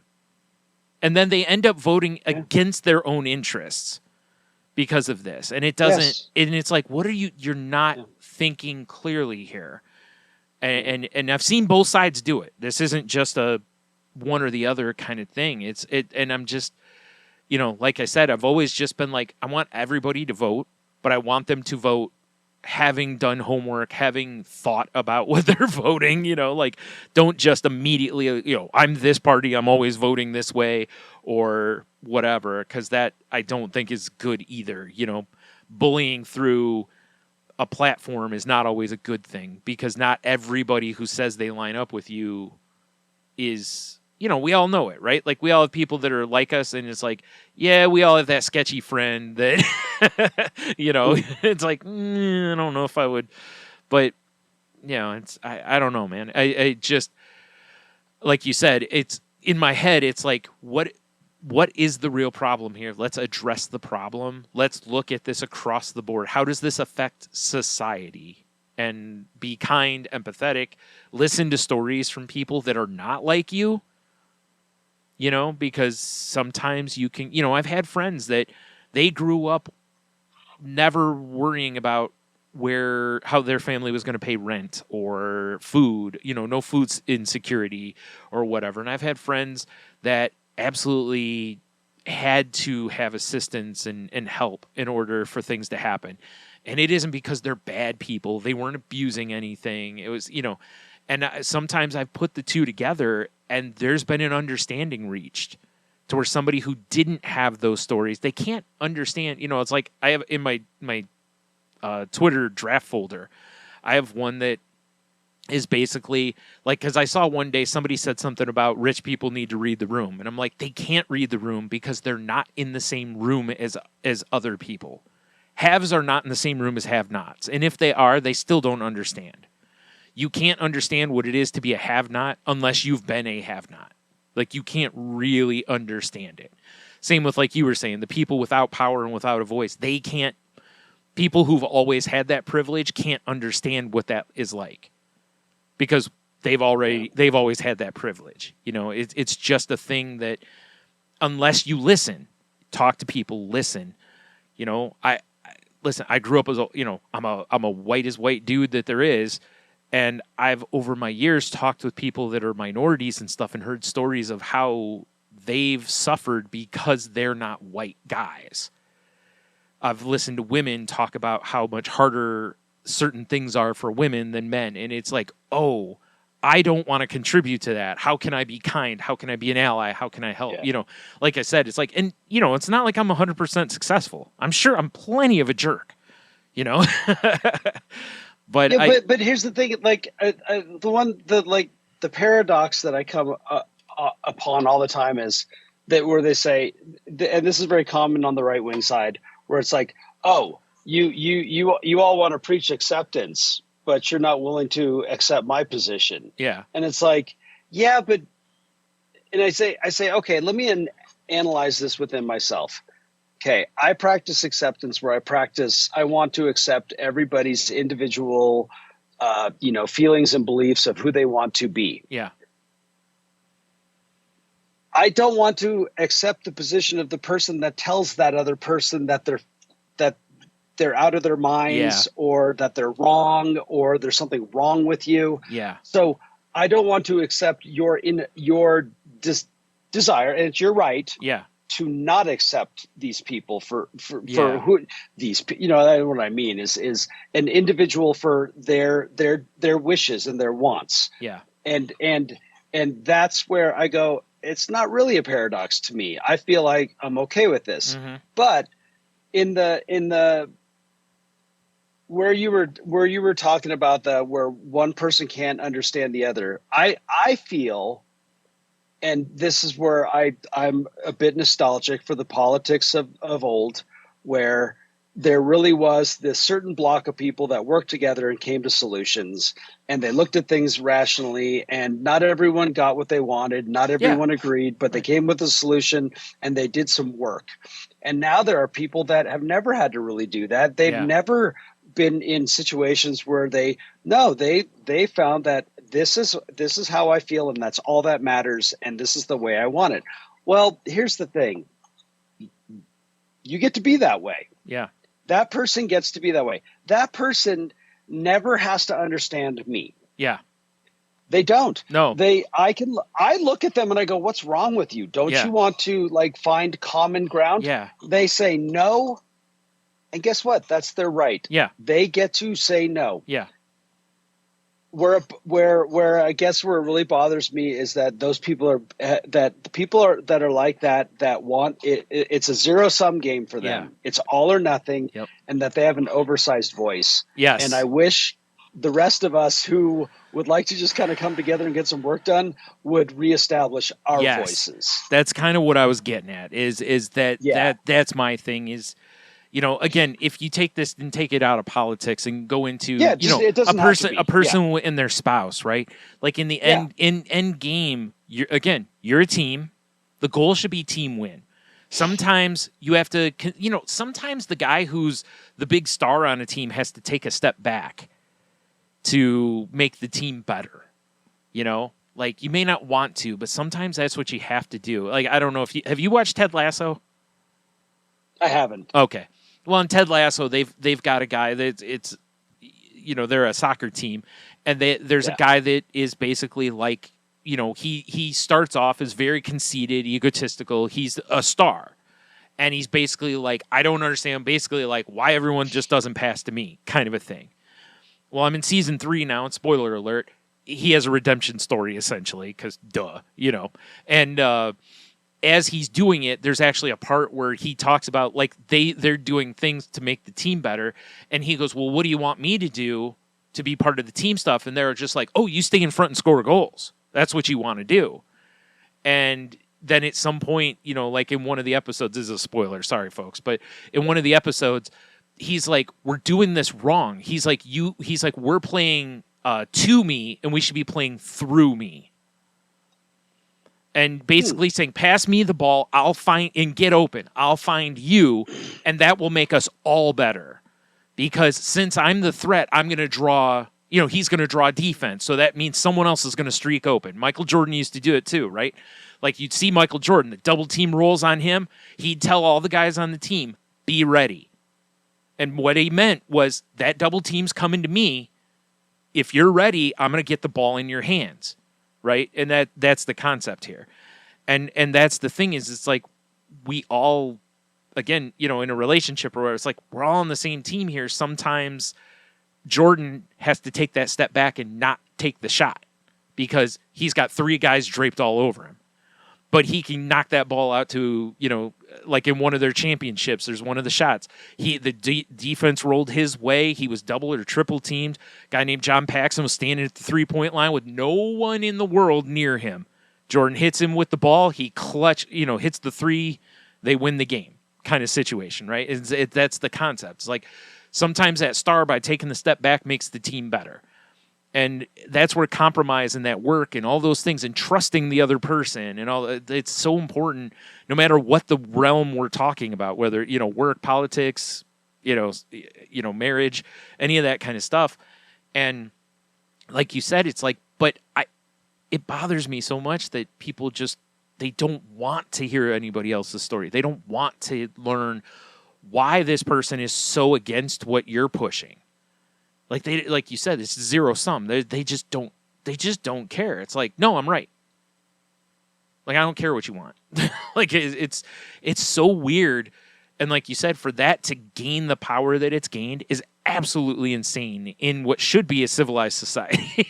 You know, that kind of voice should always be pushed out of not out of the room, but it should be pushed aside, you know, because democracy should be, you know, people should go, no, that doesn't work for this. And like you said, somebody in the room going, okay, well, what would work for you? Now let's get some work done. And it's just evaporated to some of these people. And same as if you had walked in that room at work and just been like, this is what we're doing. You know, other people in there would have been like, yeah, you can, you know, go, yeah, like I'm not going to really help you, you know? So well, I think about if at my workplace we had somebody that had the my way or the highway point of view right now with how we've learned to work as a team, it would stand out so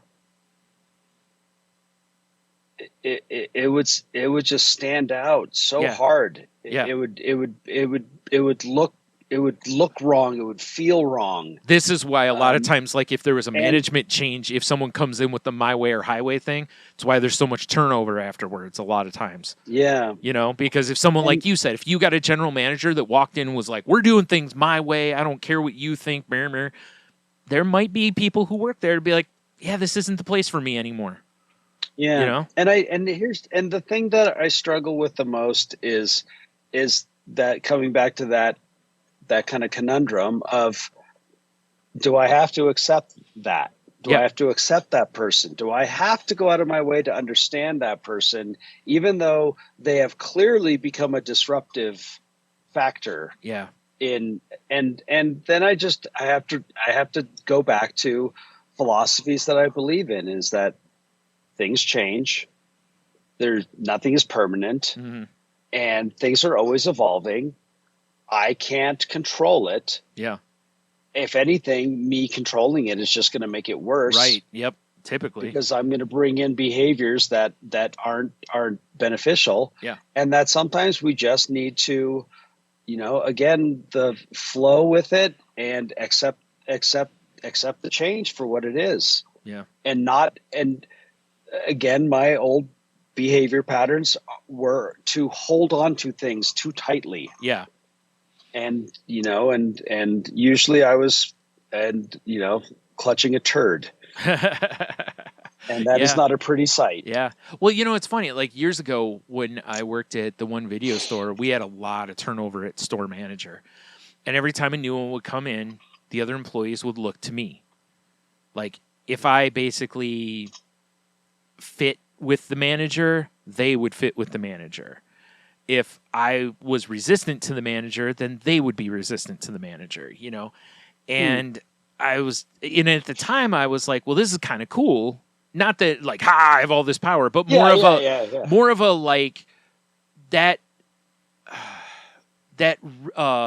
certifies that I'm right, like that I'm on the, and now looking at it, I'm like, no, all it really did was show how much control you really wanted to exercise. Like I really look at it in the ways, Or how about we look at it as like you built teams. Yeah. You were building a team. Yeah. And they looked to you because there was trust. Yes. I was meaning more of like my motivation in this was I think it was more that I wanted to run the store. I wanted to control things. And if people didn't agree with me, I wanted them gone. Well, no, I get that.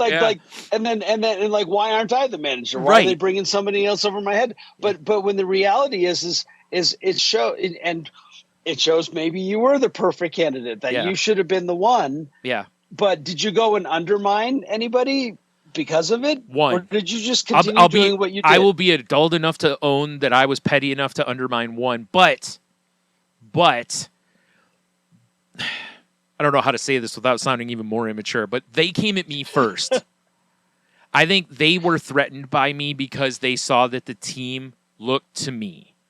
And they wanted the team to defer to them, and they saw that the team deferred to me. So it was it was an ego thing, and it became an ego thing on both sides. 100% own it.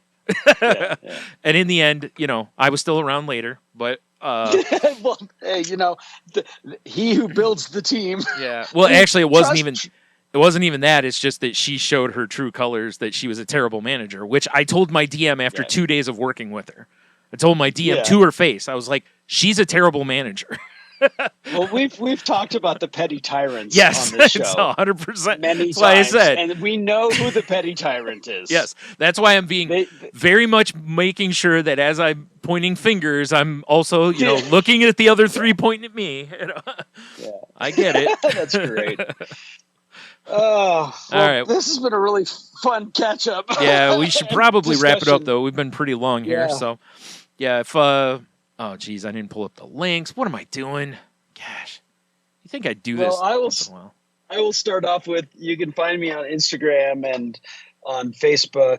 If you look up Hanno Heiter, or I think I'm still just Slimo, and go look at my fun ramp that I built for my dog. Oh yeah.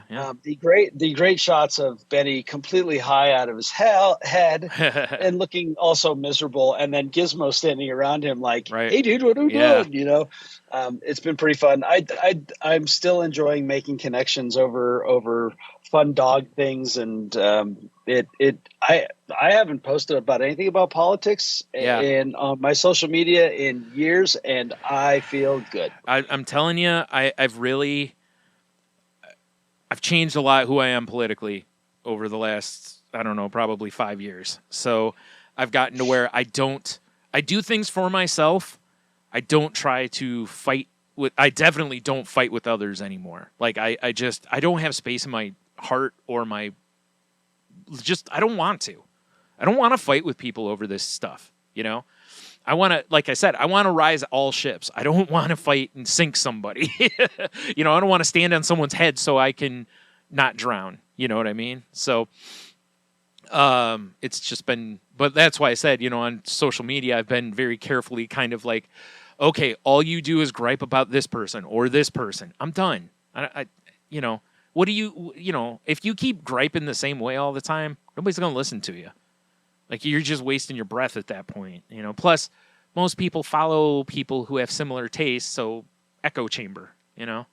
It's true. Anyway, and I'm sure as heck not going to engage trolls on social media. I learned that lesson a long time ago. There's no win in that. Anywho, so yeah, if you want to contact the show, if you want to email us, you can email us at thecrazylifepodcast@outlook.com. You can find the show on Twitter at the Crazy Life Pod, where I post when new episodes go up. You can find me on a variety of social medias at Stunami, if you'd like to. I promise most of my stuff's politics free. It's just dumb jokes most of the time. Where else was it?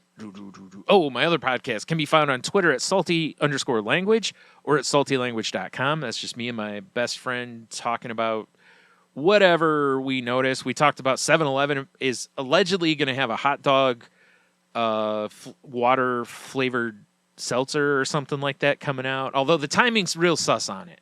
We're real close to April Fool's Day, so I don't know if I trust it. Yeah. And a lot of companies think they're funny, so although it would not surprise me. But you know, we talked about a game called Marvel Rivals. A company making figures based off the Sabotage Beastie Boys video that I really want, but they're like $170. I tried Fritos chili cheese beef jerky on the episode, and we also talked about a video game I finished called Chicken Please. So if you're into any of that, give us a listen if you would. Yeah.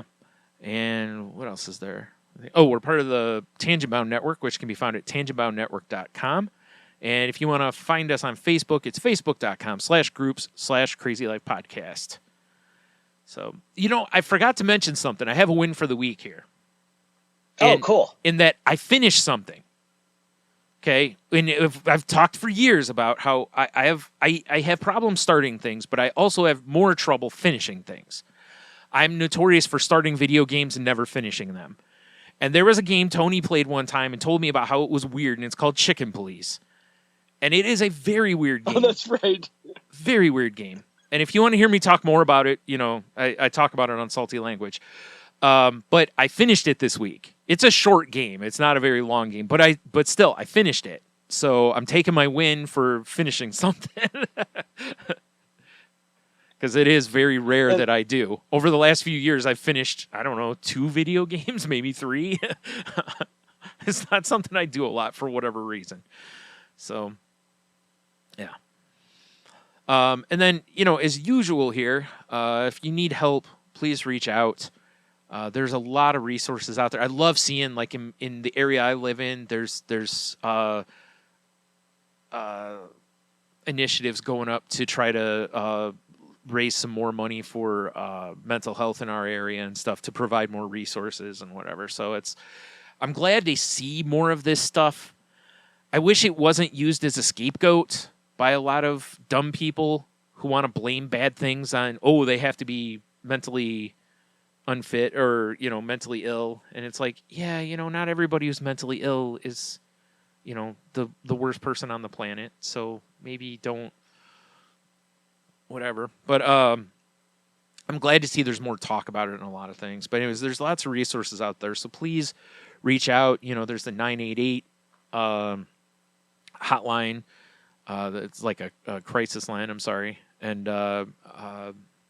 so please reach out to that kind of stuff if you're in that kind of way, or call a friend or whatever in that scenario. Please reach out.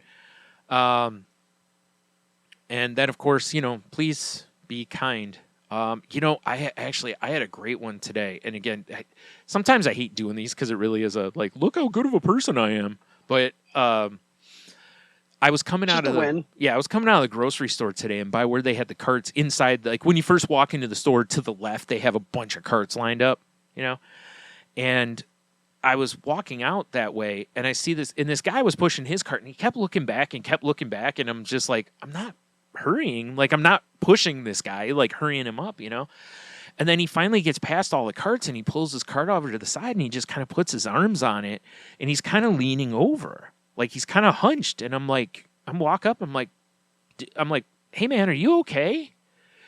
And he goes, yeah. He's like, I just got a lot of anxiety, and he's like, being in that busy store just really. Wow. He's like, Wow. I'm fighting it, and I was, and I'm like, dude, I totally understand. I'm like, I go through the same thing, and I have my AirPods in, and I'm like, that's why I have these. I'm like, it cancels out the noise. And I just put some music on, and I just get in a zone while I'm walking around, And he goes, Wow. he's like, I never thought about that. And I said, yeah. I said, just get you some headphones and throw them in while you're walking around the store. You can take them off before you walk out. Just, I told him, I said, it makes the world of difference. And I told him, I said, if you can afford it, I said, noise canceling, very important. And he goes, okay. So, and he's standing there, and I was, and again, I was like, are you sure you're okay? I'm like, do you need me to go get somebody or call anybody for you? Or, because I don't know, maybe there's somebody waiting out like for me, there's somebody waiting out in the car to pick me up. So, and he goes, no, I'll be okay. And I was like, yeah, I get it, man. I was like, and I told him, I said, honestly, I can't wait to get out there and have that cool air hit me and see all the space. And he goes, yeah, he's like, that's, he's like, I'll be okay in a minute. And I was like, and I told him, I said, okay, I said, if you want, I'll wait here with you. And he goes, no, man, I'm okay. He's like, I promise. And I was like, okay. I told him, I said, I've been in a bad way like this before, so I totally understand. That's awesome. And he's like, well, he's like, thanks for doing that. And it was like I said, it was like, that was, my instinct was, hey, this person might be, in a bad way or something. I mean, you never know, right? I mean, he could have been having a heart attack or something, leaning over that cart, whatever. Yeah. So, I mean, not that anxiety or panic attacks are not, they're nothing to sneeze at. I mean, those can be terrible. So, yeah, it's just, like I said, just be kind and try to help when you can, especially in stressful situations. That place was busy today because, it's Easter weekend and all that stuff. So, yeah, I get it, man. Because had I not had my music and my AirPods in, I would have probably been standing right next to him, doing the same thing. So, yeah. So that's cool. Yeah. So, yeah. All right. There you go. I guess, do you want to take us out of here? I think that's everything. Yeah. On Threads, Brian wants to remind you that all the sea monkeys you accidentally killed are waiting for you in the afterlife for revenge. Do you know what one of my favorite that I've written in the last few years was the heart wants what the heart wants. Blood.